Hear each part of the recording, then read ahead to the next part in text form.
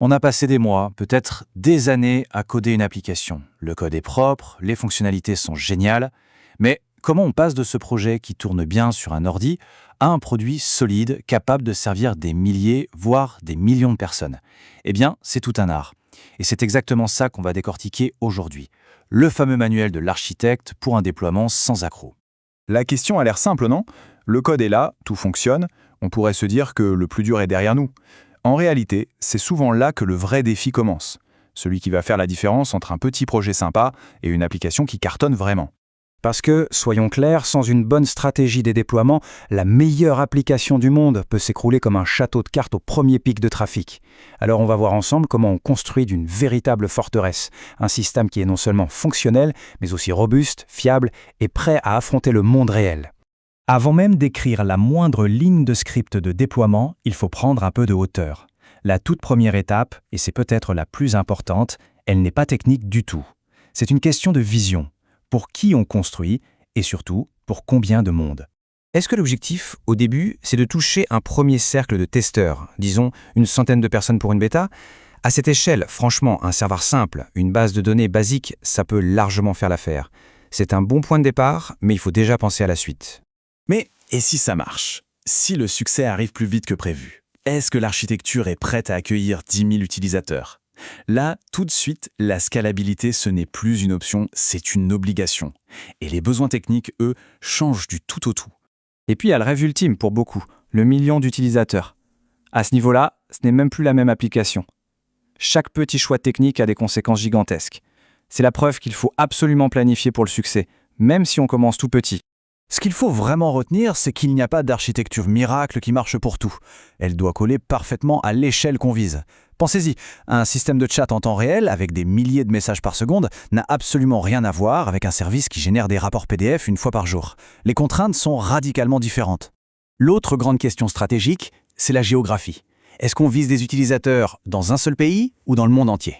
Parce que servir une audience mondiale, c'est une autre paire de manches. Ça veut dire des serveurs sur plusieurs continents, de la réplication de données pour que tout soit synchro, et des CDN, ces réseaux qui vont mettre le contenu au plus près des gens pour que ça charge super vite, même à l'autre bout du monde. Bon, maintenant que la vision est claire, on peut descendre un peu plus dans la technique.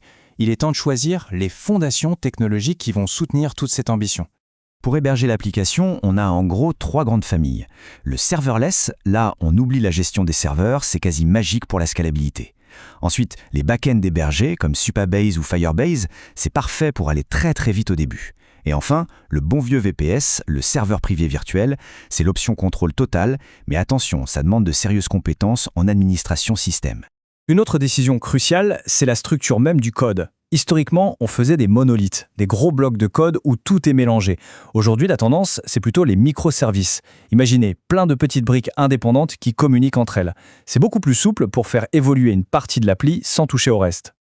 Ok, les fondations sont posées. Mais pour construire une maison solide, il ne suffit pas d'avoir des fondations. Il faut des murs porteurs, un toit. C'est ce qu'on va voir maintenant, les éléments qui rendent un système fiable et digne de confiance. Pensez à la boîte noire d'un avion. Le logging ou la journalisation, c'est exactement ça pour une application. C'est ce qui enregistre tout ce qui se passe. Sans ça, quand il y a un crash, on est complètement aveugle. Pour comprendre une erreur, pour la sécurité, pour un audit, c'est tout simplement non négociable. Attention, point hyper important, la sécurité et la vie privée, ce n'est pas un truc qu'on ajoute à la fin. Ça se pense dès le premier jour. Est-ce qu'on doit anonymiser certaines données? Comment on respecte le RGPD? Est-ce que les infos sensibles sont bien chiffrées? Et les mots de passe, bien sûr, ils doivent être hachés, jamais stockés en clair. Ce sont des impératifs absolus. Il y a un vieil adage qui dit qu'on ne peut pas améliorer ce qu'on ne mesure pas. C'est exactement à ça que servent les SLO, les objectifs de niveau de service. Ça permet de transformer des souhaits vagues, comme on veut que l'appli soit rapide, en objectifs chiffrés et concrets. 99,9% du temps, le système doit être disponible ou le temps de réponse doit être sous les 200 millisecondes. Une fois que c'est défini, on peut surveiller et être alerté si on dérive. Il y a cette idée reçue, et elle est tenace, que les tests c'est une perte de temps pour les développeurs. C'est tout le contraire. Les tests sont fondamentaux. Ce n'est pas une corvée à faire à la fin, c'est le filet de sécurité qui permet de développer sereinement. Sans test, chaque nouvelle mise en production c'est un saut dans le vide. Et dans le monde des tests, il y a une approche particulièrement rigoureuse, le TDD, ou développement guidé par les tests. La philosophie est simple, mais elle change tout. On écrit d'abord un test qui échoue, puis on écrit le minimum de code possible pour que ce test passe. Le résultat, Un code plus fiable, beaucoup moins de bugs et une confiance absolue à chaque mise à jour. On arrive au grand moment, l'acte final, le lancement. On a tout bien préparé, mais comment on appuie sur le bouton sans tout faire exploser? Voyons voir les techniques modernes pour déployer avec un risque minimal. Cette histoire, elle est fascinante. Dans les mines de charbon, pour savoir si l'air était respirable, les mineurs descendaient avec un canari dans une cage. Si le canari s'agitait ou s'évanouissait, c'était le signal qu'il y avait un gaz toxique et qu'il fallait remonter d'urgence.